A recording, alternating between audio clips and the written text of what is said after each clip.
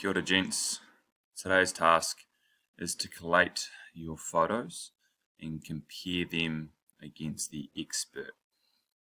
For example, if you're doing badminton, you would compare them against Danny or another player if you have good footage of that. We've seen here somewhat of an example on this page of what we look for, and I'll step through it today. First part, you can see on here they've got lines. Obviously through huddle technique, you can do that clearly and it'll stay quantitative, and I talked about this language before. Quantitative means it's more of a, you're going to get a number come out from it, so it's a lot easier to compare rather than saying, oh, his legs are flexed more than mine. The angle will actually come out saying there is a 13% difference in our angle. So he is flexing more. Rather than qualitative is more you're just looking at it and making a choice on where it goes, what you think it is of your perspective. So you'll put those angles in during through Huddle Technique, their app, and you'll use probably the aiming today, the setup phase to the just before the contact phase, and I'll show you that shortly. That's the first part of today's task. The second part is quickly, just like we've got here, just a bullet point, a few similarities and differences. Again, that might be the angle that you might see that's different between you two. It might be that your feet are still in touch with the ground while Danny's are off the ground. When you about to hit the shuttlecock, it might be that he has more range of motion, and again, you'd use the angle with that. Might be where your hands are holding the racket and how you're holding it. Might be where your head is, where your other arm is pointing. Are you side on? Are you front on? And a whole spectrum of other things that you can take away. Again, this isn't the final. This is just a draft and collating some of the information, and we'll lead into our next lesson with that. So you can see in here, I've stated that some of the similarities within this setup phase is that their center of gravity is in the same place, and the angle of levers is identical. We'll go over angles of levers later on. Basically, your arm. In our context of badminton, it will be the racket as well. The pro athlete has got personal difference, has got a wider or slightly flexed knee, and I've talked about why that's the case in here, and we'll come to that in our next lesson. And if we just shoot down to this one, obviously there's a little bit more. They've gone to the next phase in here. Again, you're going to be able to go in and state with angles because you have that technology. I've stated in here the similarities between the two is center of gravities are both well within the base of support, and you can see that in here. They've got mild flexion at the knee, again, and here you use the angle. Alignment of vertebra is to assure spinal damage, so that's talking about how flat the back is here. And in here, what they've done really well is that they've used the angle. So they've likely come in with a protractor and measured, but it has to be at exactly the same point if you're comparing against a expert. And then they've gone over the differences and around the center of mass again. We can see it in this other example here, all right, against the expert, Sachin Tendulkar, all right, and a past student of the school who's done this assignment before. What he's done here is obviously use Huddle Technique. He's got 109 in here, 107.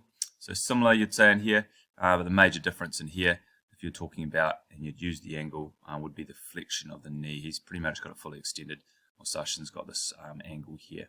So we would like you guys to use angles in here, but then also talk about where the head is looking, because that's a major part of it. Are the shoulders open? Again, something we can't see in here is the bat. Hence why we told you to use two angles. And this would be the second angle, so same sort of place in the movement, and we've just taken it from the side. So again, you can use the side and front. We can see different things from each perspective and viewpoint. And here we can definitely see what we would talk about if it's force summation, around the range of motion, around where they're holding the bat, maybe the grip. We can also see stability and balance in here with how wide their feet are and the line of gravity that's coming through it. And in previous lesson, you've had to use a photo and describe stability and balance in the setup phase, and this is what we covered last time. So these are available to you, and I'll put them in the description today. They are the subroutine of our expert. If you are doing badminton, I know some people are doing other movements. And again, as I've mentioned, you can use someone else other than Danny. In here, we've got the side-on view, so you'd say use two of these and compare what would happen. To obviously compare, you'd need your movement beside it. So you'd have Danny, your movement here, Danny, your movement here. In Danny's one, again, you can take this out and put it into a huddle. You'd put angles at these key joints, all right, around here, and you compare yourself. Same in here. This is probably right at his backswing. You want to find right when he turns from the backswing to the front swing. Same here, you want to choose when he's right down and flexed at that knee joint.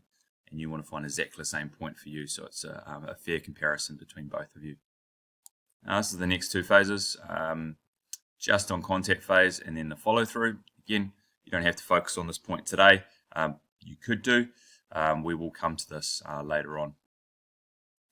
And in here we have the same points, but from an angle from behind. As I've mentioned before, this is great because we can see, and we can really see that flexion at the knee joint. Where the knee is in front of the toe, should we have it further back? Where's he going to be pushing off? Through the plantar flexion. All right, you can really see his side on here.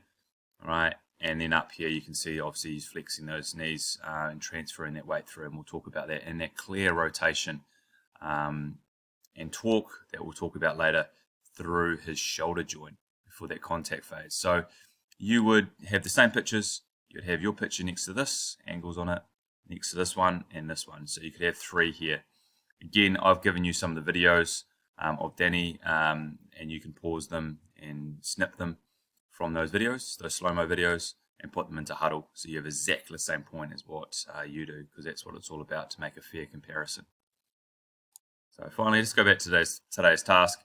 We want a comparison or a photo of you in the setup phase against the expert in the setup phase, and then the wind-up phase when your racket's right behind your head, that point there, and then the same for Danny. If you want to do the contact phase, that's fine. You can do all the phases and compare them against Danny and have exactly the same footage at exactly the same point for a fair comparison, and making sure we're putting in angles, any lines around center of gravity and so on in there. And then just bullet point, just like we've done here, quite simple. What are the similarities to you and Danny? What are the differences between you and Danny? And then our next lesson will build a little bit more on it. Any questions, as always, please ask.